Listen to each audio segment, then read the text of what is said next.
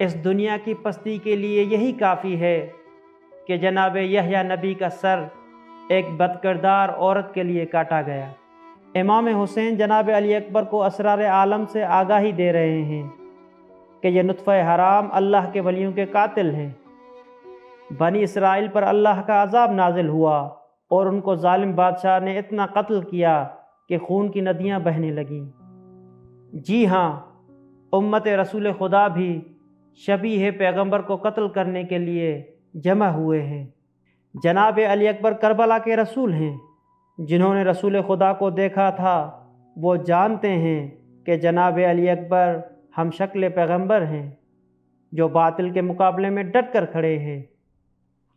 امام حسین علیہ السلام جناب علی اکبر سے مخاطب ہو کر فرماتے ہیں، میرا خون تب تک جوش میں رہے گا جب تک منتقم میرے خون کا حساب نہ لے لے۔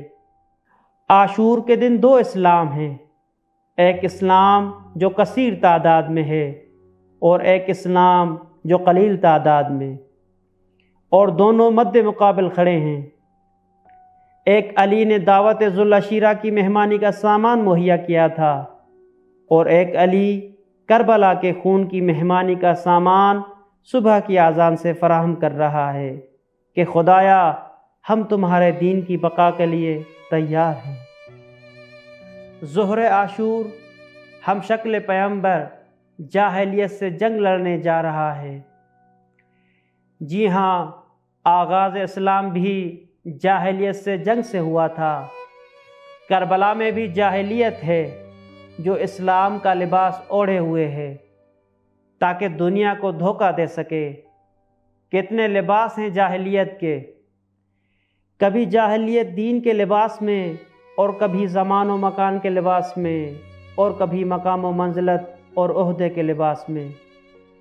کربلا میں بھی حسینی راستے کے مقابلے میں جاہلیت ہے جو دین کے لباس میں ملبوس ہے دنیا کو دھوکہ دینے کے لیے۔ جناب علی اکبر جاہلیت کے مقابلے میں کھڑے ہیں اور اپنے سینے پر برچھی برداشت کرتے ہیں تاکہ لوگوں کو اس جہالت سے نکال سکیں۔ کیا ہم بھی جہالت سے مقابلے کے لیے تیار ہیں؟